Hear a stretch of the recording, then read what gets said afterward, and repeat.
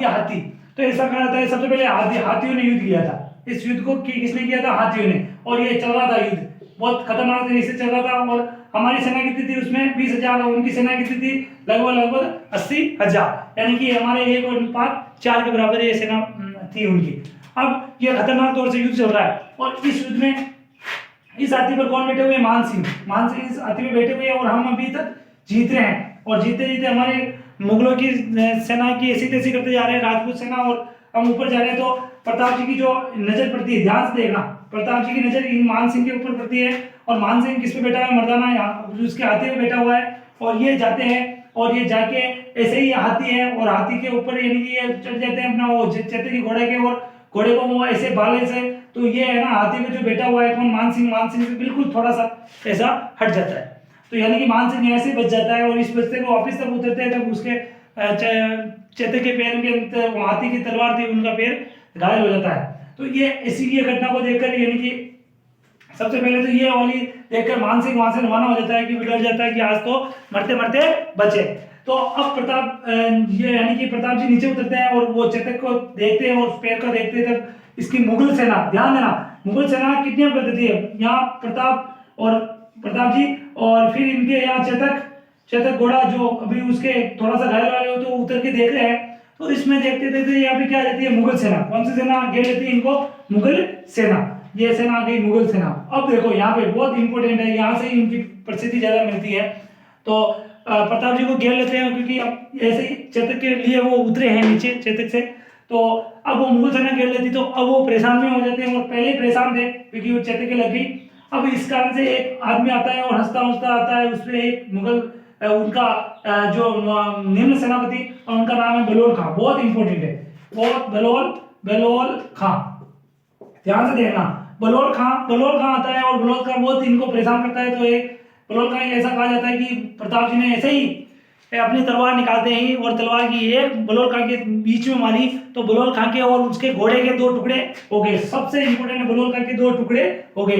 2 टुकड़े इन बलोल खां के भी हुए और उनके बलोल खां जिस घोड़े पे बैठा हुआ था उस घोड़े के भी 2 टुकड़े हो गए। तलवार एक वार से ही तलवार। तो आप इनकी महानता को और आप इनके बारे में देख सकते हो कि प्रताप जी कितने बहादुर थे, महान व्यक्ति थे। तो ये हुआ हमारा ये युद्ध। और इस युद्ध में हम इस टाइम तो जीत रहे थे और जीते जीते हमारा क्या हुआ? क्या है, ये भगवान का जो हाथ में रहता है उसका कोई कुछ नहीं कर सकते हैं। तो यहाँ पे है ना ऐसे देखते देखते क्या हुआ कि मेहतर खां, यह आदमी वो ज्यादा कहता है और इस टाइम मुगल सेना क्या हो रही है, धीरे धीरे बिल्कुल प्रभाव इनका कम पड़ गया है। और मेहतर खां पीछे से ढोल बजाते हुए आता है। पीछे से क्या बजाता है? ढोल। और ढोल बजाना इसलिए ढोल बजाता है क्योंकि ढोल बजाने का मतलब होता है कि शाहजहां खुद आगे, यानी कि जो भी आपका वो अकबर महान जो है ना, वो अकबर यहाँ पे पधार गए, तो अकबर खुद आ रहा है। तो इसका मतलब होगा कि भाई उनकी जो मुगल सेना थी और मुगल सेना में उत्साह आ गया, और उत्साह आ गए थे ऐसी स्थिति में वो अब हमारे ऊपर हावी होने लगे।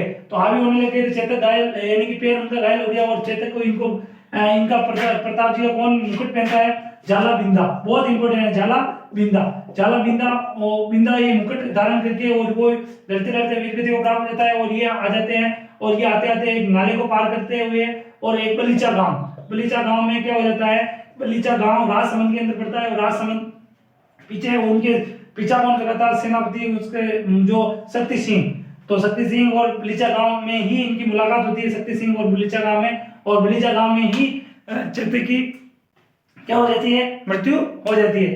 तो यहाँ पे मुलाकात होती है, उनकी आंखों में भी आंसू आ जाते हैं। किनकी आंखों में? शक्ति सिंह की आंखों में भी आंसू आ जाते हैं। ऐसा कहा जाता है कि भाई तो भाई होता है, दुनिया में कोई भाई के मुकाबला कोई ताकत नहीं है। तो शक्ति सिंह ने ही इनका प्रताप जी का वापस एक मुकुट पहनकर यहाँ पे अपने घोड़े का, शक्ति सिंह के घोड़े का नाम क्या था? कटक। और कटक देखकर उनको रवाना कर देते हैं। और वो रवाना कर कहाँ जाते हैं? महाराणा प्रताप का ये कोलेरी गांव। और कोलेरी गांव कहाँ पड़ता है? आपका उदयपुर में। और इधर ये मानसिंह कहाँ चले गए? मानसिंह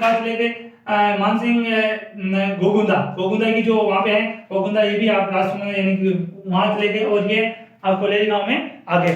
तो ऐसा कहा जाता है, सबसे मोटी मोटी बातें में समझ लो कि इस युद्ध का कोई न तो पराजय हुआ न विजय हुआ।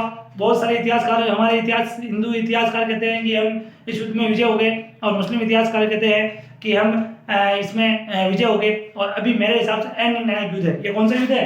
अनिर्णायक युद्ध। इसमें कोई